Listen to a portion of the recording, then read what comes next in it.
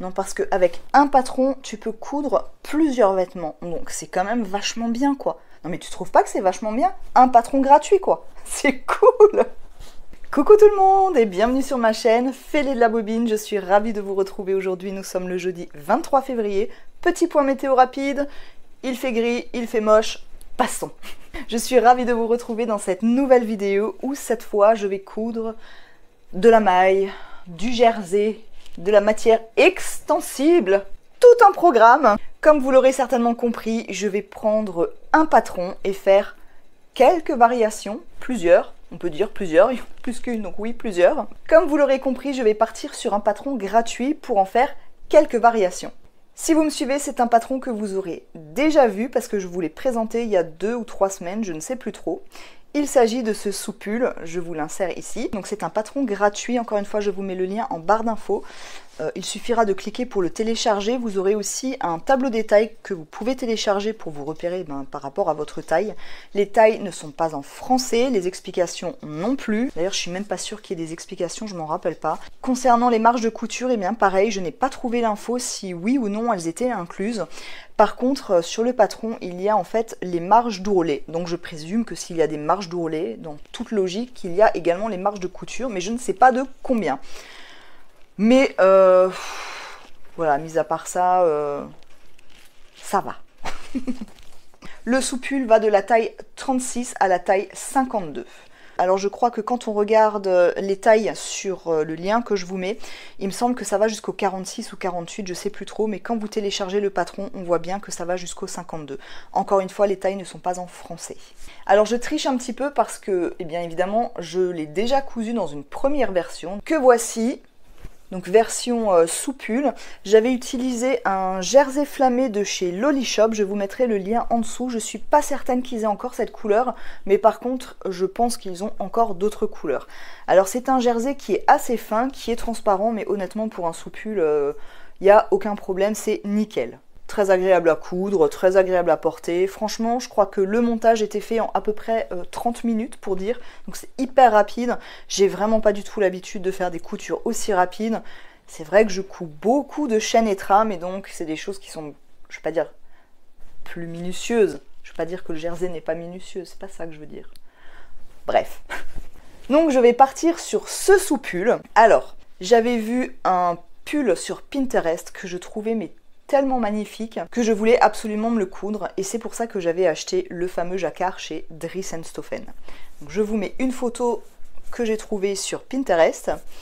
C'est un pull qu'une anglaise ou une américaine, je ne sais pas trop, avait fait en voyant un pull des années, je crois, 1890, si je ne dis pas de bêtises. Je sais plus trop, mais bon, comme dit, de toute façon, je vous mets tous les liens en barre d'infos. Je suis donc tombée sur son blog où elle donnait des indications pour reproduire ce pull-là. Donc c'est pas vraiment un patron, c'était plutôt des explications. Et c'est surtout concernant les manches, en fait, c'est surtout ça qui m'intéressait. Elle expliquait sur son blog qu'on pouvait très bien partir sur un pull existant dans notre dressing, faire les contours, ajouter les marges de couture, blablabla. Blablabla. Et j'ai trouvé que ce sous-pull était juste parfait parce que je trouve que c'est vraiment un basique tant au niveau de la forme qu'au niveau de la forme, quoi. Bref. Je me suis donc amusée dans un premier temps à dessiner les manches, parce que comme vous l'avez vu, les manches sont extrêmement bouffantes. Tout ce que j'adore. Alors, je conçois tout à fait que ce genre de pull ne soit pas au goût de tout le monde. Là, c'est vraiment pour vous montrer que sur la base d'un patron, eh bien, on peut vraiment faire plusieurs variations. Donc que ce soit en haquant des manches, que ce soit en changeant un col, que ce soit en changeant une longueur, il y a vraiment possibilité de faire plein de choses. Parce que évidemment, vous l'avez vu, ce pull, c'est vraiment hyper basique. Vous avez un devant, vous avez un dos, vous avez des manches, tout ce qu'il y a de plus normal, un col roulé. Je me suis donc amusée à reproduire les manches avec les indications que cette personne a données, donc avec les mesures, qui ne sont pas en français, mais j'ai tout repris, j'ai bien fait. Alors quand vous allez voir la taille des manches, je vais tout de suite vous montrer. Donc ça commence avec une poignée de manches, donc une manchette quoi si vous voulez. Et ensuite vous avez la manche supérieure. Je vais vraiment me reculer là parce que... Voilà, donc là vous voyez un petit peu le volume qui est quand même impressionnant. Donc la tête de manche se trouve à ce niveau-là. Et en bas, vous avez la partie qui va se rattacher à cette partie de la poignée de manche. Pour tout vous avouer, je n'avais pas envie de tuer mon magnifique tissu, donc j'ai fait une toile et vous me voyez actuellement la porter. J'avais ce tissu qui traînait, franchement je crois que je l'ai acheté au marché au tissu à l'époque, donc ça doit faire au moins 5-6 ans. J'y connaissais rien en tissu, je me suis sentie perdue dans ce truc-là, enfin bref, je venais juste de commencer la couture, c'était... Passons, et j'avais acheté ce tissu-là, je sais pas ce que c'est un truc qui est extensible, qui est clairement synthétique, c'est très doux, mais je sais pas du tout ce que c'est. Est-ce que c'est du lycra? Franchement, je n'en sais rien. Bref. Du coup, ça traînait, je savais pas quoi en faire. Je me suis dit qu'une toile, ça pourrait être sympa, comme c'est une matière extensible. J'avais pas envie de prendre une matière popeline pour faire une toile qui serait faite après avec un jersey. Ça me permettait quand même un petit peu plus de voir le mouvement. Donc vous voyez un petit peu ce que ça donne. C'est exactement les manches que je viens de vous montrer. Donc voilà. Là vous voyez le fameux tube ici, qui se retrouve en fait ici. J'ai fait un ourlet, un double rentrée en fait. Et donc cette grosse partie là, je l'ai froncée tout autour. Et j'ai froncé une partie de la tête de manche également que j'ai ensuite rattachée. Voilà. Alors qu'est-ce que j'ai fait? J'ai commencé par assembler mes épaules. J'ai ensuite assemblé mon poignet de manche avec ma grosse manche. Et ensuite j'ai froncé en haut. J'ai attaché la manche au corps. Et ensuite j'ai fermé l'intégralité. Tac, tac, tac, tac, tac, tac, tac, tac, tac, tac, tac, tac, tac. Comme ça en une seule fois. Et pareil de l'autre côté. Ce que j'ai pas trop compris, je sais pas ce que j'ai fait, c'est que en fait, au niveau des épaules, en fait, ça tombait ici. Donc moi, je voulais vraiment pas quelque chose qui tombe là, je voulais vraiment quelque chose qui s'arrête à la limite de l'épaule. Donc j'ai mis un genre de laminette pour que ça remonte un petit peu le tout. Je n'ai pas mis de colle roulée. Voilà. J'ai simplement mesuré le tour de mon col. J'ai coupé une bande tout le long en rajoutant 2 cm. J'ai pris cette bande, je l'ai mise endroit contre endroit, je l'ai cousue et ensuite j'ai mis plusieurs repères et je l'ai simplement attaché un petit peu comme un biais, vous voyez, pour que ça fasse une encolure quand même plutôt propre. Je n'ai pas fait d'ourlet à la longueur parce que pour l'instant j'avais pas envie. Est-ce que je vais garder cette toile? C'est tout à fait possible parce que je trouve qu'au final elle est plutôt portable. Donc là évidemment c'est une matière qui est quand même très fine et très très fluide. Donc je pense qu'avec la matière jacquard, ça va donner un petit peu plus de corps à la chose, va-t-on dire. Voilà, donc ça c'est une première version toile. Elle est portable, non, ma toile, non? Vous trouvez pas, non? Vous l'aurez compris, je vais reproduire exactement la même chose en faisant juste attention au niveau des épaules. Hein. Je vais un petit peu ratiboiser, je sais pas trop comment je vais faire. Enfin, je vais enlever au niveau des épaules sur le patron pour que ce soit vraiment bien ajusté. Et ensuite, je vais certainement en faire une version robe. Comme ça, avec un seul patron, eh bien, vous aurez vu 3 versions. Peut-être une 4e si j'ai le temps, mais je suis vraiment pas sûre. Pour la version pull, vous l'aurez compris, je vais utiliser le jacquard que j'ai acheté chez Dries & Stoffen, que vous avez pu voir la semaine dernière. Celui-ci, qui est tellement magnifique. Alors, vous avez été hyper nombreuses à être en amour devant ce tissu. C'est vrai qu'il est vraiment magnifique. J'ai cru comprendre qu'il était en rupture de stock, mais mettez peut-être votre mail, peut-être qu'avec un peu de chance, il va à nouveau rentrer et vous serez prévenu à ce moment-là, dès qu'il sera de retour, s'il revient. Je croise les doigts pour vous. Et pour ma version robe, j'ai décidé d'utiliser ce tissu. Donc c'est une maille qui vient de chez Lolly Shop, que je trouve absolument magnifique et qui a une petite saleté. Voilà. Il est absolument sublime. Je ne sais pas si ce coloris est encore dispo, mais il me semble qu'il y a d'autres couleurs. Pareil, de toute façon, je vous mettrai tous les liens en barre d'infos juste en dessous, donc encore une fois, n'hésitez pas à les voir. C'est un bleu canard, mais bon, concrètement, c'est turquoise. Ouais. Voilà, la robe sera comme ceci. Eh bien, c'est parti, nous allons pouvoir commencer. Je suis juste en train de me poser la question, j'ai du fil noir sur la surjetteuse. On va déjà faire la robe. C'est parti.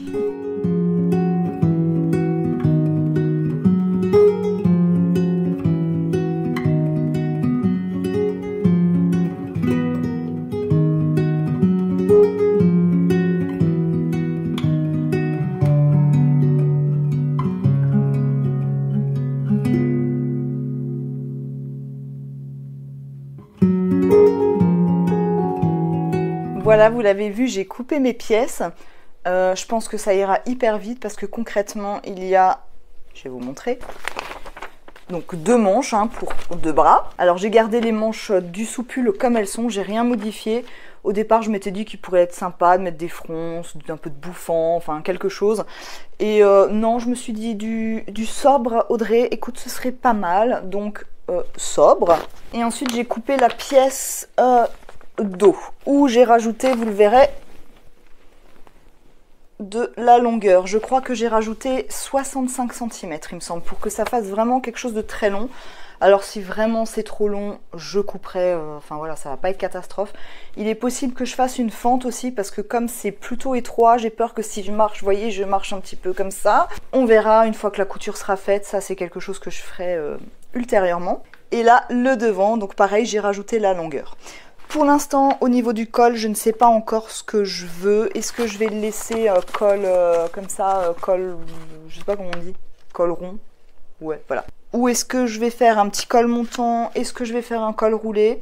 Je sais pas. Pour l'instant, je vais déjà monter la robe et je verrai ce détail une fois que la robe sera montée. Donc vous l'avez compris, il y a une pièce, 2 pièces, les 2 manches. Donc ça fait 4 pièces à assembler. Je pense que ça devrait aller. Ma surjetteuse est prête et bah c'est parti, on va pouvoir monter ça. Je vous retrouve installée devant ma surjetteuse qui n'attend que moi.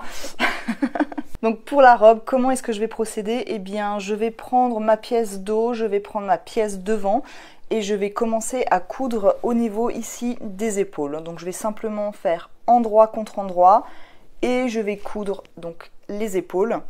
Une fois que les épaules seront faites, eh bien je vais attacher les manches. Donc je vais prendre mes manches, donc la tête de manche que je vais mettre endroit contre endroit sur la robe.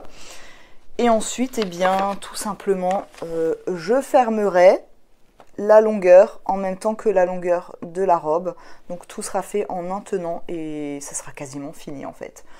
Voilà, donc mesdames, encore une fois, je comprends mais complètement pourquoi vous aimez coudre du jersey. Et à la surjetteuse, faut admettre que c'est rapide. Enfin, je dis ça, mais j'ai pas encore commencé. Si ça se trouve, ça va foirer et ça va me prendre 15 plombes. Tout ça pour dire que clairement, quand on coud quelque chose en chaîne et trame, où il y a des pinces, où il y a des plis, où il y a des fronces, où il y a une ceinture, des boutons, des boutonnières, enfin bref, peu importe, bah, clairement ça prend du temps, quoi, hein, qu'on se le dise.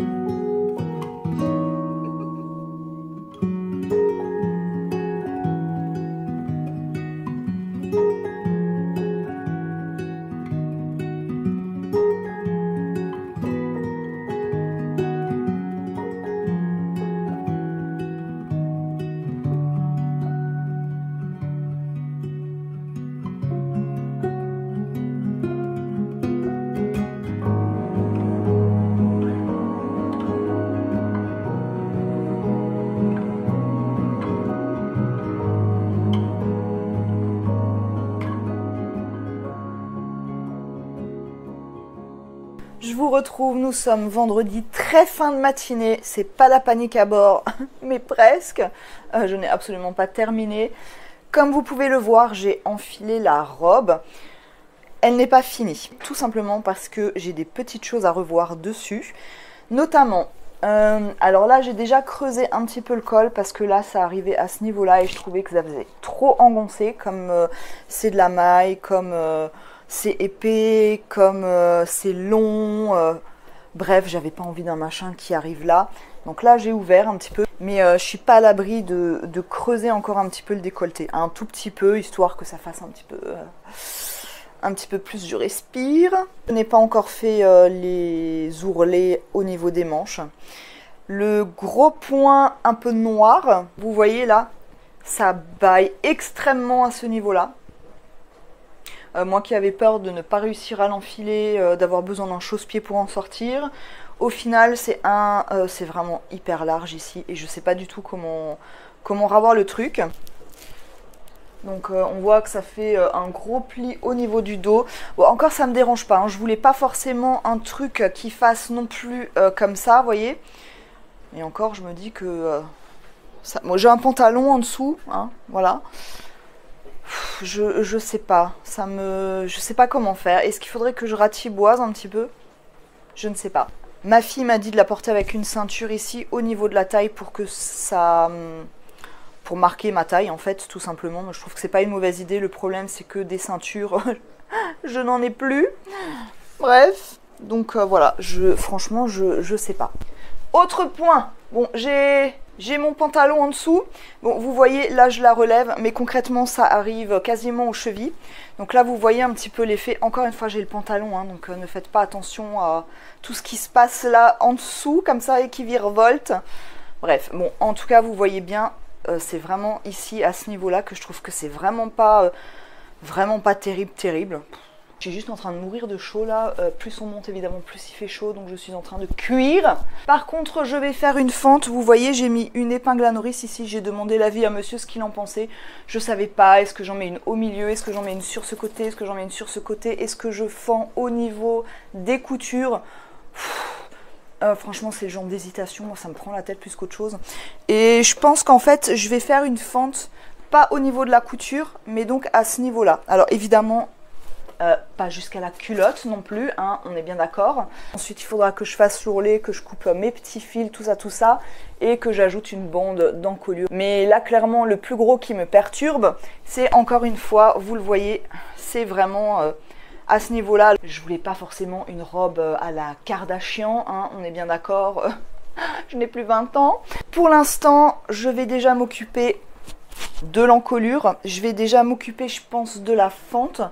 Je vais déjà faire mes ourlets à ce niveau-là et certainement au niveau du bas.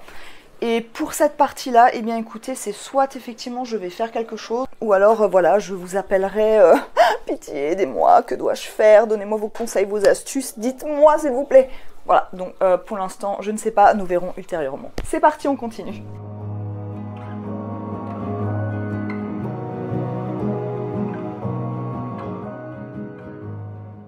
C'est là que je flippe complètement à l'idée de couper ce magnifique tissu.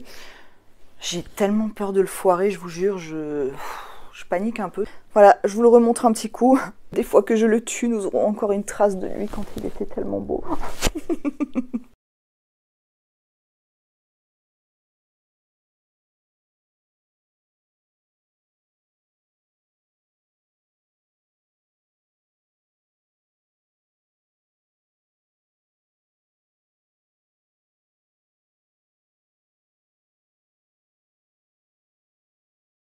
Je vous retrouve, nous sommes vendredi soir, il est 22 h passées. J'ai enfin terminé la robe. Alors, c'est hyper rapide, sauf que j'avais d'autres choses à faire, c'est pour ça que c'était un petit peu plus long. Enfin bref. Évidemment, je vous la montrerai portée. Pour le pull, je n'ai pas avancé grandement pour tout vous dire. Donc là, je vais un petit peu m'y mettre, histoire d'avancer un maximum pour pouvoir faire les vidéos portées demain et pour pouvoir faire la vidéo pour là maintenant que vous me voyez. La seule chose que j'ai faite, donc c'est couper les pièces comme vous l'avez vu, mais j'ai également fait des fils de fronce au niveau de la tête de manche et au niveau du bas. Une fois que j'aurai froncé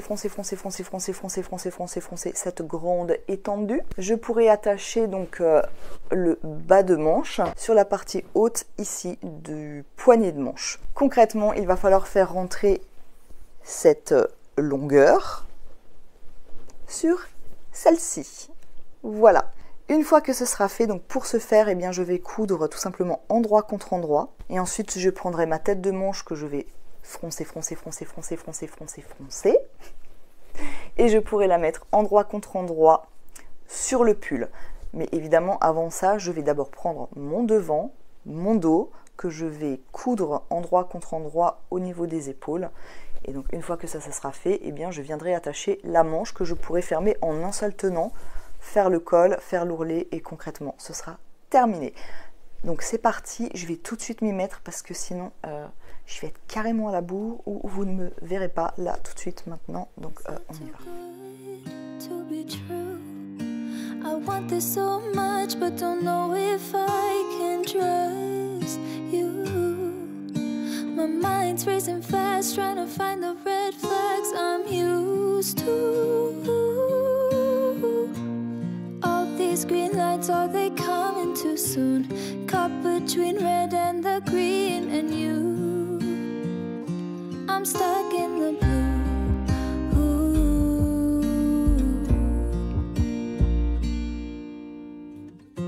You value how I'm feeling. How do you have so much time? Been searching for a reason for why you'd love a chick design. Aren't you listening to me now? Screamed all my secrets, why don't you leave then? Ooh.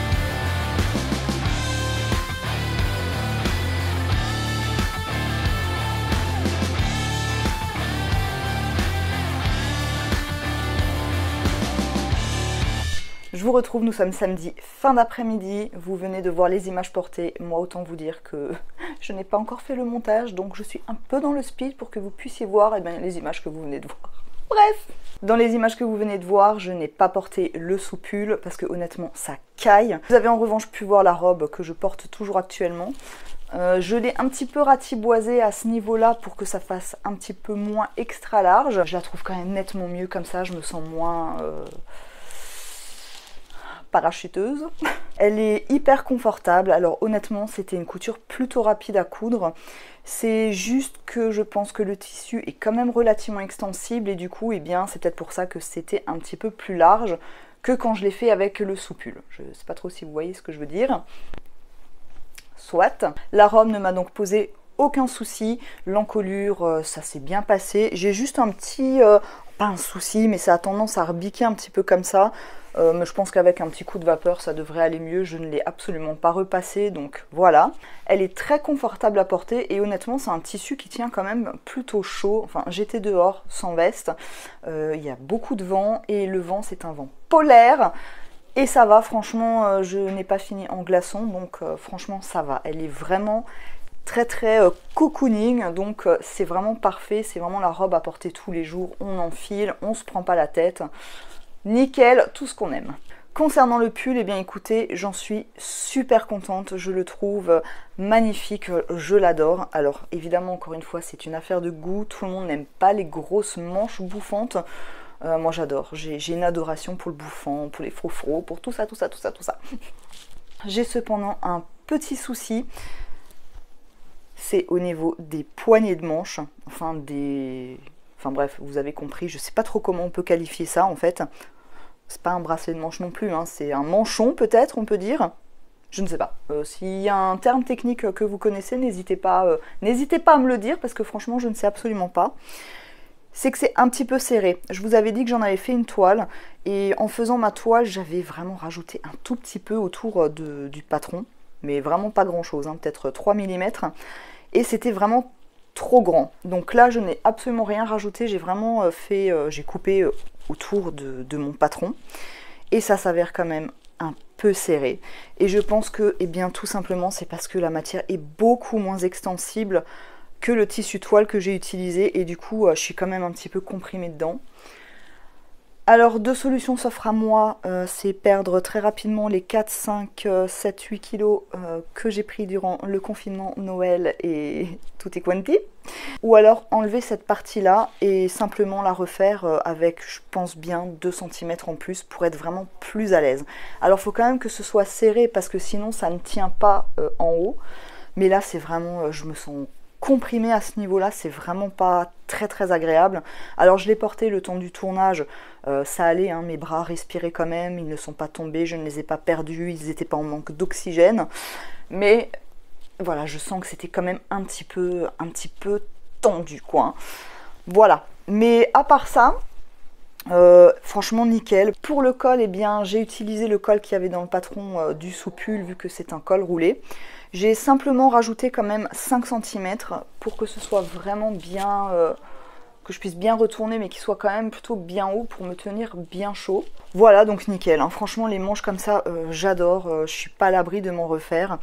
Je trouve juste un petit peu dommage que ça ait tendance à tomber. J'aurais vraiment voulu que ça garde un petit peu de volume. Et je crois avoir vu une technique pour ça, c'est simplement de mettre du tulle, je crois. Sauf que là, du tulle, je n'en ai pas, donc de toute façon, je n'aurais pas pu le faire. C'est pas grave, je le trouve quand même très sympa comme ça.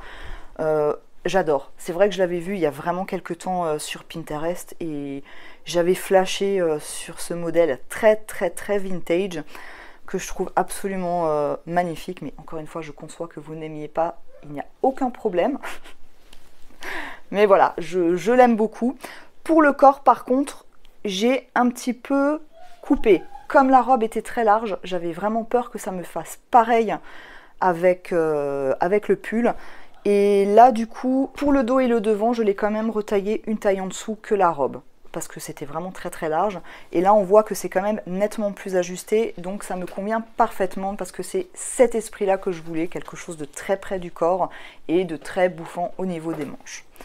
Voilà. Eh bien écoutez, j'en ai fini avec cette vidéo qui je crois sera un tout petit peu plus courte que les autres. En fait, j'en sais absolument rien, nous verrons. Vous aurez donc pu voir un patron gratuit et plusieurs variations. Donc le soupule original comme il est censé être, la robe et le pull. Voilà. Évidemment, on peut s'amuser à faire bien d'autres choses, hein, des manches courtes, des manches 3/4, des manches bouffantes 3/4 avec un élastique, du froufrou. Bref, du très long, du moyen long, du long plus court, du court plus long, enfin bref, vous aurez compris l'idée. Vous aurez bien vu qu'avec un patron basique, il y a vraiment possibilité de faire plein de choses. Bon, là je vous en ai montré 3, hein, c'est pas plein de choses, mais en faisant travailler un petit peu son imagination, ses envies et tout ça, il y a vraiment moyen de faire plusieurs vêtements avec un patron. Voilà, et bien écoutez, j'espère que cette vidéo vous aura plu. Pour petit rappel, vous avez jusqu'à minuit pour participer au concours de chez Dries & Stoffen pour gagner 20 € en bon d'achat. C'est sur ma précédente vidéo, donc n'hésitez pas, il reste encore quelques petites heures pour participer au tirage au sort. Évidemment, c'est Dries & Stoffen livre chez vous. Voilà, et bien écoutez, il est cette fois temps de vous quitter. Si vous avez aimé cette vidéo, n'hésitez pas à me mettre un petit pouce. Si ce n'est pas déjà fait, n'hésitez pas à vous abonner à ma chaîne en faisant retentir la petite cloche pour être averti à chaque fois que je mets une nouvelle vidéo. Vous pouvez également me retrouver sur Instagram et vous pouvez me joindre à cette adresse mail. En attendant de vous retrouver, avec grand plaisir bien évidemment, je vous souhaite un très bon week-end, une très bonne semaine, prenez soin de vous et je vous embrasse très très fort. Et profitez-en, je crois qu'il va faire beau la semaine prochaine, alors c'est le moment de faire une petite cure de soleil, même s'il va faire un froid de canard. Je vous dis à très bientôt, bye bye.